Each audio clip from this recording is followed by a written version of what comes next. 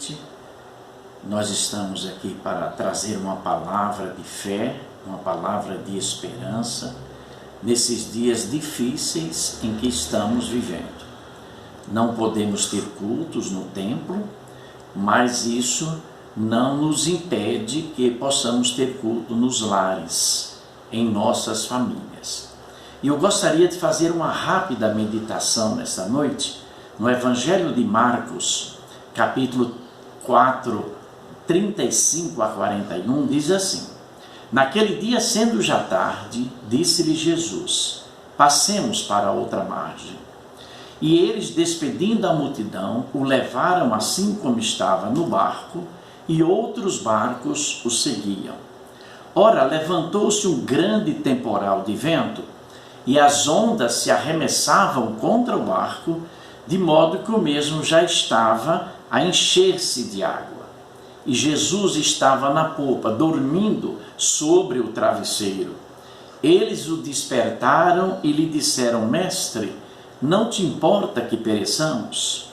E ele, despertando, repreendeu o vento e disse ao mar: Acalma-te, aquieta-te. O vento se aquietou e fez-se grande bonança. Então lhes disse: Por que sois assim tão tímidos? Como é que não tendes fé?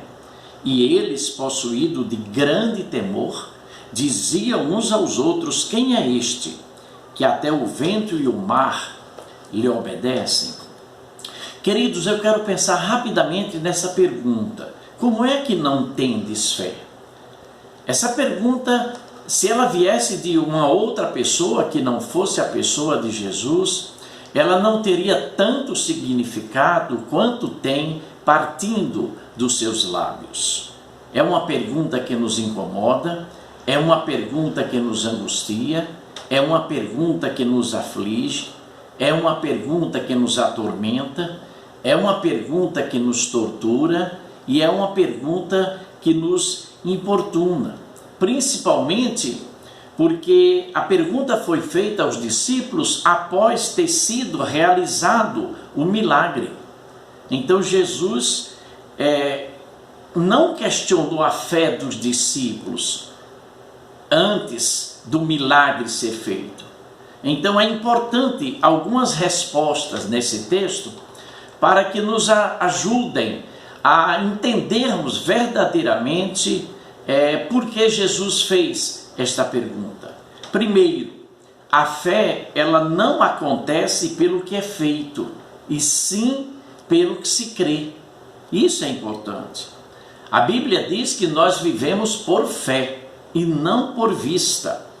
A fé ela cresce, ela sobrevive, seja qual for a realidade que nós estejamos vivendo, seja no mar bravio ou calmo, seja na alegria ou na tristeza, seja na fúria do vento ou do mar, seja qual for a circunstância, a minha fé, ela precisa continuar sendo fé. Segunda coisa, a fé precisa estar fundamentada numa verdade absoluta. Veja que no verso 35, disse-lhe Jesus: Passemos para outra margem. O destino já havia sido destinado, já havia sido determinado. O destino que Deus tem traçado para a minha e para a sua vida não é o fundo do mar, não é o fracasso. Então, quando Jesus está no barco da minha vida, eu vejo pela fé o cais onde eu vou aportar, porque ali no barco estava o Filho de Deus, ali no barco estava o Alfa e o Ômega, ali no barco estava o Rei dos Reis, ali no barco estava o Senhor do Universo, estava o lírio dos vales, estava aquele que controla a natureza. Então o nosso legado é a fé, é a confiança, é a segurança, é a certeza, é a entrega. Terceira coisa, queridos, a fé é o meu e o seu estandarte pessoal. A fé, ela é pessoal. No verso 39, e ele despertando repreendeu o vento e disse ao mar: acalma-te, emudece. O vento se aquietou e fez-se grande bonança. O estandarte é aquilo que é importante, é algo que nós não conseguimos viver sem ele. Nós não conseguiremos atravessar esse momento que estamos vivendo sem termos uma fé sólida. A fé, ela me capacita a ver diferente. A fé me capacita a uma percepção diferente. Foi por isso que Paulo, escrevendo aos Hebreus, ele diz: olhando para Jesus, autor e consumador da minha e da sua fé. Eu não vou ver a tempestade, eu vou ver o Senhor que domina a tempestade.